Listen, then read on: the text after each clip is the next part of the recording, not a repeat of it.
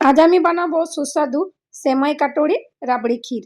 এটা দেখতে যেমন সুন্দর, খেতেও তেমনই মজাদার। খুব সহজ কিছু উপকরণ দিয়ে বাড়িতেই বানানো যায়। ঈদ বা যে কোনো বিশেষ দিনে একদম পারফেক্ট ডেজার্ট। চলুন তাহলে শুরু করা যাক। সবথেকে প্রথমে আমি নিয়ে নেব সেমাই। এবার সেমাইগুলো হাত দিয়ে ক্রাশ করে নিচ্ছি। এভাবে ভেঙে নিলে কাটরির শেপ দিতে সুবিধা হয়। খেয়াল রাখবেন খুব বেশি গুঁড়ো না হয়ে যায়, মাঝারি মতো ভাঙা থাকলেই পারফেক্ট হবে। এতেই টেক্সচারটাও খুব ভালো আসে। এবার একটা কড়াই গ্যাসে বসিয়ে দিলাম, দিয়ে দিলাম 2 থেকে 3 চামচ ঘি। ঘি গরম হলে দিয়ে দিলাম ক্রাশ করে রাখা সেমাইগুলো। গ্যাসের ফ্লেম থাকবে লো, কন্টিনিউয়াস নাড়তে থাকবো। খেয়াল রাখতে হবে যেন পুড়ে না যায়। ভাজা হয়ে গেলে গ্যাসের ফ্লেম বন্ধ করে দেব। সেমাইগুলো একটা প্লেটে ঢেলে নেব। এবার কড়াইটা পরিষ্কার করে নিয়ে দিয়ে দেবো 1 কাপ চিনি আর হাফ কাপ জল। কন্টিনিউয়াস নাড়তে থাকবো। চিনি গলে গিয়ে সুন্দর একটা শিরা তৈরি হবে। শিরাটা একটু স্টিকি হলে বুঝবেন রেডি। এই সময় গ্যাসের ফ্লেম মিডিয়াম থেকে লোতে রাখবেন। একটু টেনে দেখলে সুতো মতো হলে বুঝবেন ঠিক হয়েছে। খেয়াল রাখবেন খুব বেশি ঘন না হয়ে যায়, না হলে সেমাই ভালোভাবে মিশবে না। শিরাটা হাত দিয়ে চেক করে নেব। এখন এতে ভাজা সেমাইগুলো ভালো করে মিশিয়ে নেব, যাতে প্রতিটা সেমাই ভালোভাবে কোট হয়ে যায়। এতে সুন্দর একটা বাইন্ডিং তৈরি হবে। মিশ্রণটা একটু আঠালো হয়ে আসবে। এটাই কাটোরা শেপ দেওয়ার জন্য পারফেক্ট স্টেজ। এরপর গ্যাসটা লো ফ্লেমে রেখে আরও একটু নাড়বো। সেমাইগুলো হালকা সফট করে নেব। এতে সেমাইগুলো শিরার সাথে ভালোভাবে মিশে যাবে। ধীরে ধীরে নাড়তে থাকলে টেক্সচারটা পারফেক্ট হবে। খেয়াল রাখবেন যেন একদম শুকিয়ে না যায়। হালকা সফট আর স্টিকি থাকলেই ঠিক আছে। এতেই কাটোরা বানানো অনেক সহজ হবে। এখন অ্যাড করব এলাচ গুঁড়ো। এতে সুন্দর একটা ফ্লেভার চলে আসবে। ভালো করে মিশিয়ে নেব। মিশে গেলে গ্যাস বন্ধ করে দেব। হালকা গরম থাকলে শেপ দেওয়ার জন্য পারফেক্ট। আমি এবার ছোট ছোট বাটি নিয়েছি আর বাটিগুলোতে ভালো করে ঘি লাগিয়ে নিয়েছি। তার মধ্যে বানিয়ে রাখা সেমাইগুলো দিয়ে দেব। আমি এখানে 5টা বাটি নিয়েছি। এবার একটা চামচ দিয়ে শেপ একটু চেপে চেপে দেব, যাতে কাটোরার শেপ ভালো হয়। চারদিকে সমানভাবে চেপে নেব, যাতে বাটির মতো শেপ তৈরি হয়। চামচ দিয়ে আলতো করে প্রেস করতে হবে, যাতে কোনো জায়গা ফাঁকা না থাকে। সব দিকে সমান থিকনেস রাখার চেষ্টা করবেন, তাহলেই কাটোরা দেখতে সুন্দর হবে। ধীরে ধীরে করলে শেপটা একদম পারফেক্ট আসবে। এই স্টেপটা একটু ধৈর্য নিয়ে করতে হবে। মাঝখানটা একটু ফাঁকা রাখবো, যাতে পরে রাবড়ি দেওয়া যায়।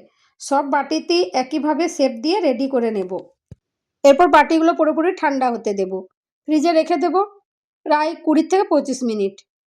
ঠান্ডা হলে কাটোরিগুলো একদম সেট হয়ে যাবে। এবার রাবড়ি বানাবো। তার জন্য নিয়ে নিয়েছি একটা ফ্রাই প্যান। এবার এতে দিয়ে দেবো ফুল ফ্যাট দুধ।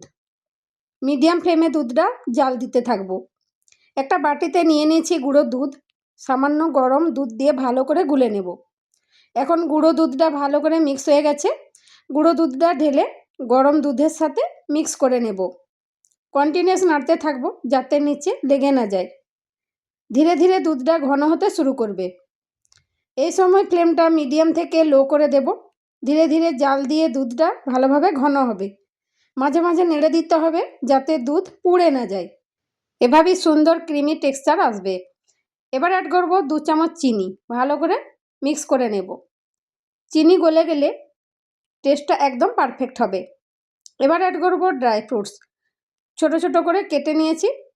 লাস্টে অ্যাড করব এলাচ গুঁড়ো। ভালো করে মিক্স করে নেব। এতে সুন্দর একটা সুগন্ধ চলে আসবে। রাবড়ির ফ্লেভারটা আরও রিচ হয়ে যাবে। ভালো করে মিশিয়ে নিলে সব কিছু একদম পারফেক্ট ব্লেন্ড হবে।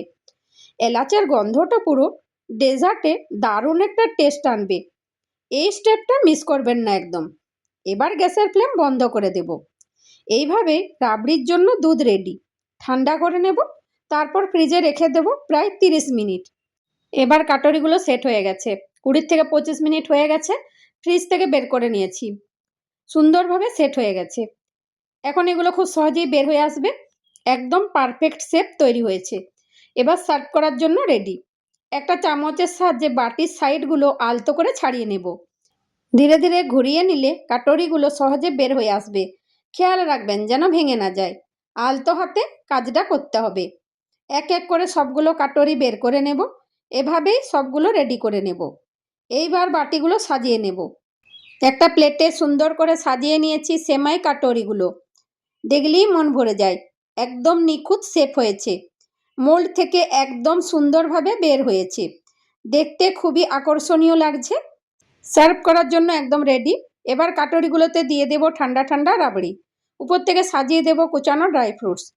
কেশরের ধাগাও দিয়ে দিচ্ছি এক্সট্রা ফ্লেভারের জন্য। তৈরি হয়ে গেল সেমাই কাটোরি রাবড়ি ক্ষীর। দেখতেই যেমন লোভনীয়, খেতেও ঠিক ততটাই মজাদার। ঈদের জন্য একদম পারফেক্ট একটা স্পেশাল ডেজার্ট। আপনারা অবশ্যই একবার ট্রাই করে দেখবেন। অতিথিদের সামনে পরিবেশন করলে সবাই মুগ্ধ হবে। দেখতে যেমনি আকর্ষণীয়, খেতেও তেমনই রিচ আর টেস্টি। খুব কম সময়ে এমন সুন্দর ডেজার্ট তৈরি করা যায়। আপনারা অবশ্যই একবার ট্রাই করে দেখবেন। ভিডিও ভালো লাগলে লাইক, শেয়ার আর সাবস্ক্রাইব করে পাশে থাকবেন। এমনই সহজ ও মজাদার রেসিপির জন্য আমার চ্যানেলের সাথে থাকুন। আবার দেখা হবে নতুন একটি রেসিপি নিয়ে।